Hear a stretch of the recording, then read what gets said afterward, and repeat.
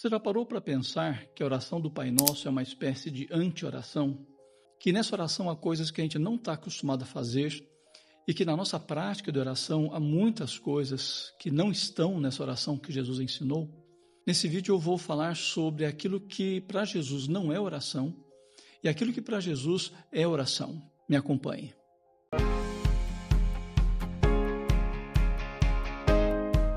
Bem-vindo ao Bíblia, um jeito diferente de ler. Estou começando uma nova série, Reaprendendo a Orar, análise literária da oração do Pai Nosso. Meu objetivo é mostrar para você como essa oração é construída literariamente, como efeitos de linguagem e outras técnicas literárias permitem que a gente compreenda de modo mais profundo e mais adequado essa belíssima e importante oração que Jesus nos ensinou. Antes de prosseguir, algumas informações a meu respeito. Eu tenho doutorado em estudos literários da Bíblia, ensino, pesquiso, oriento há mais de 20 anos nesse tema. Sou professor da pós-graduação em letras da Universidade Presbiteriana Mackenzie e produzi cerca de 33 livros. Será um prazer tê-lo me acompanhando nessa série. Nesse vídeo eu vou tratar da introdução à oração do Pai Nosso, que está no Evangelho de Mateus, capítulo 6, dos versículos de 5 a 8. E nesse vídeo eu vou tratar de duas afirmações ou de duas colocações de Jesus muito importantes para que a gente depois entenda a oração. Uma delas diz respeito àquilo que a oração não é. E a outra afirmação de Jesus diz respeito àquilo que constitui a oração. Vamos agora ler o texto bíblico. Quando orares, não sereis como os hipócritas, porque gostam de orar em pé nas sinagogas e nos cantos das praças, para serem vistos dos homens. Em verdade vos digo que eles já receberam a recompensa. Tu, porém, quando orares, entra no teu quarto e, fechada a porta, orarás a teu Pai, que está em secreto. E teu Pai, que vem em secreto, te recompensará. E orando, não useis de vãs repetições, como os gentios, porque presumem que pelo muito falar serão ouvidos. Não vos assemelheis a eles, porque Deus, o vosso Pai, sabe o de que tendes necessidade antes de que lhe peçais. No mundo de Jesus, as orações eram muito presentes, muito diferente do nosso mundo. E é muito significativo que nesse mundo de muitas orações, Jesus apresenta uma espécie de anti-oração, criticando as práticas comuns das orações de seu tempo. E antes de prosseguirmos, duas observações. O Pai Nosso é uma oração padrão, uma oração modelo. Isso significa que há outros tipos de oração que são, digamos assim, casuais. Por exemplo, uma oração de petição, quando você está num problema muito sério na sua vida e você, às vezes, na rua, às vezes no transporte público, você para e ora para Deus. E ali você, então, está expressando para Deus as suas necessidades. Ou, por outro lado, uma oração de gratidão, de louvor, onde seu coração está muito contente por bênçãos que você recebeu e você, então, na sua oração, praticamente só fala de gratidão. No caso da oração do Pai Nosso, a gente tem um padrão de oração, um modelo de oração, onde as partes são importantes e elas servem como padrão para que nós sigamos no dia a dia das nossas orações. Uma segunda observação preliminar à nossa análise diz respeito à linguagem da oração do Pai Nosso. A linguagem da oração, do pedido, do desejo, é uma linguagem muito próxima da poesia, muito próxima dos salmos, por exemplo.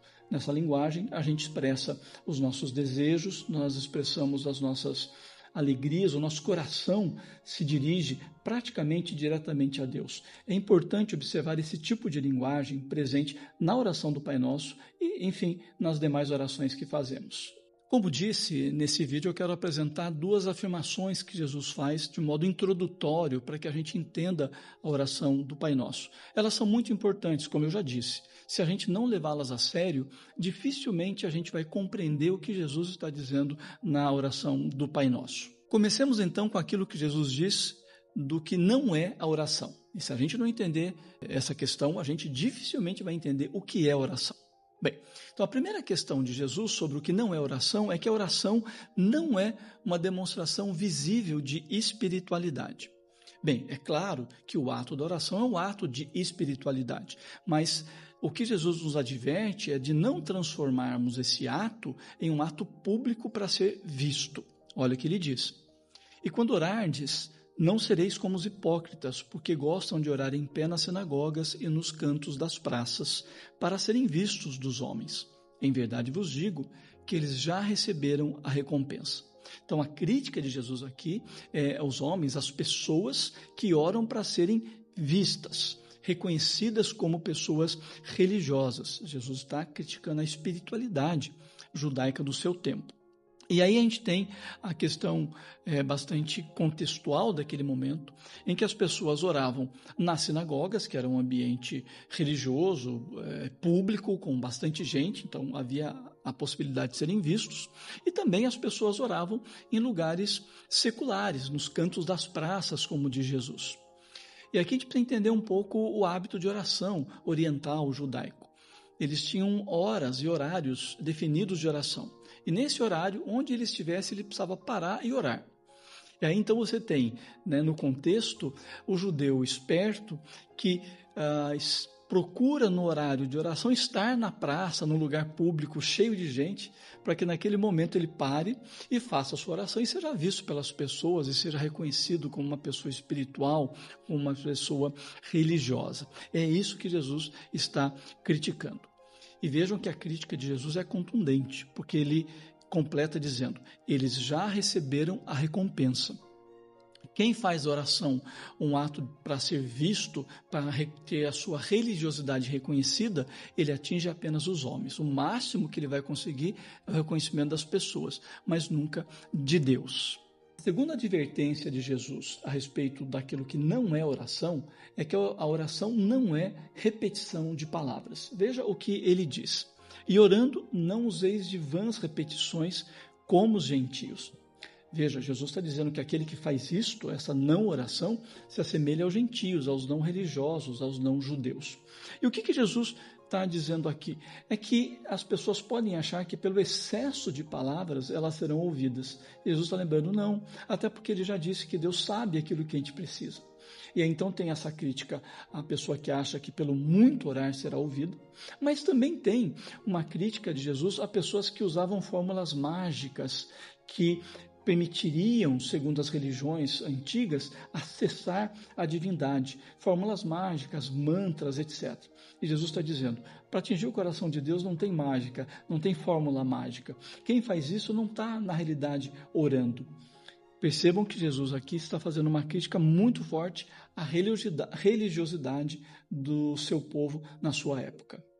E uma última advertência de Jesus daquilo que não constitui, daquilo que não é oração, é que a oração não visa convencer a Deus das nossas necessidades. Olha o que ele diz. Porque presumem que pelo seu muito falar serão ouvidos. Essa frase está muito ligada com a frase anterior que nós já comentamos. O que Jesus está dizendo? É que o objetivo da oração não é convencer a Deus acerca das nossas necessidades. Isso pode parecer muito estranho, porque afinal da história, de contas, sempre que a gente está orando, a gente está, no fundo, colocando as nossas necessidades como a primeira questão, a questão de ordem mais importante. O que Jesus adverte é que quando a gente faz isso, a gente corre o risco de fato, não estar orando. A oração, ou o centro da oração, não são as nossas necessidades, não somos nós, mas é o próprio Deus. Vejam então que quando Jesus fala daquilo que não é oração, ele fala de três coisas muito importantes. Ele fala da questão da espiritualidade, orar para ser visto. Ele fala do conteúdo, a gente achar que vai convencer Deus pelas muitas palavras. E ele fala do objetivo, não é da gente achar que a oração é fazer com que Deus nos atenda. Isso não é oração. Bem, se isso não é oração, o que é a oração? Depois de ouvirmos Jesus dizendo aquilo que não é oração, agora a gente precisa ouvi-lo dizer o que é oração. E ao ouvi-lo a gente precisa entender que a gente necessita reaprender a orar. O que para Jesus é oração? A primeira colocação que Jesus faz é que a oração é um ato secreto. Olha o que ele diz. Tu, porém, quando orares, entra no teu quarto e fechada a porta orarás a teu pai que está em secreto. Jesus é totalmente radical aqui. Ele não apenas indica que a gente deve estar sozinho, mas que também Deus está em secreto. Nós sozinhos procuramos o Deus em secreto. E essa é uma questão muito importante e bastante central para nós. Vejam, a gente pode tomar literalmente essa fala de Jesus, mas não necessariamente. A gente pode pensar que Jesus está ampliando um pouco aqui dentro daquele conceito de ser visto. Então, a questão é, quando a gente ora, a gente corre o risco de querer que as pessoas nos vejam. E agora Jesus é radical, ele fala, a oração é secreta, é você e Deus. E olha só, você e Deus pode ser até no meio da igreja, pode ser até no meio do povo de Deus. Mas se você tem o seu coração só voltado para Deus, se você está buscando só Deus, mesmo ali na igreja, a sua oração será em secreto. A primeira colocação de Jesus é fundamental. Somos eu e Deus, você e Deus, somente. A segunda afirmação de Jesus acerca do que é oração é que a oração é um ato de confiança. Olha o que ele diz. Deus, o vosso Pai, sabe o de que tendes necessidade antes de que lhe o peçais. E mais uma vez, a gente encontra Jesus sendo muito radical quando ele define a oração. Deus já sabe do que a gente precisa. E aí, muita gente vai pensar, opa, então para que eu oro? Se não é para falar para Deus do que eu tenho necessidade. Bem, isso não significa que a gente não deve pedir para Deus, que a gente não deve implorar ou colocar para Deus as nossas questões, mas significa que a gente deve pedir com tranquilidade e com confiança, porque a gente não está lembrando a Deus, a gente não está avisando Deus, Ele já sabe, é um ato de relação, a gente está falando com aquele de quem a gente confia plenamente. Lembrando que oração para Jesus, acima de tudo, é um relacionamento, um ato de relacionamento com Deus. Mais do que qualquer coisa, mais do que nossas necessidades, mais do que a gente possa precisar naquele momento. Na verdade, aquilo que a gente precisa se constitui num aspecto secundário na oração. E é isso que Jesus está mostrando e irá mostrar mais à frente. Espero que você tenha compreendido que essa introdução à oração do Pai Nosso, em Mateus capítulo 6, dos versículos 5 a 8, essa introdução é fundamental para que depois a gente entre na oração. É fundamental a gente levar a sério as advertências de Jesus, é fundamental a gente entender o que ele está dizendo, o que de fato é a oração. E a partir daí eu queria trazer algumas reflexões para que a gente pense um pouco na nossa vida, no momento em que a gente está. A primeira reflexão é que a oração para Jesus, acima de tudo, é um encontro com Deus. Pode ser que na nossa vida religiosa, e na nossa prática de oração, a gente tenha transformado a oração em tantas coisas que acabam, às vezes, deixando de lado, ou até escondendo, ou até se opondo a esse encontro com Deus. A oração é um momento de encontro. Nós e Deus, nós estamos desnudados diante de Deus, somos o que somos diante de Deus, não vamos convencê-lo, não vamos mostrar que somos mais do que somos, nem vamos dizer que somos menos do que somos. É o encontro com aquele que sabe daquilo que nós precisamos e que nos conhece profundamente. A oração também, para Jesus, é o momento em que a gente corre o risco de se equivocar. E a gente precisa estar sempre atento para não entrar no equívoco, para não entrar no erro.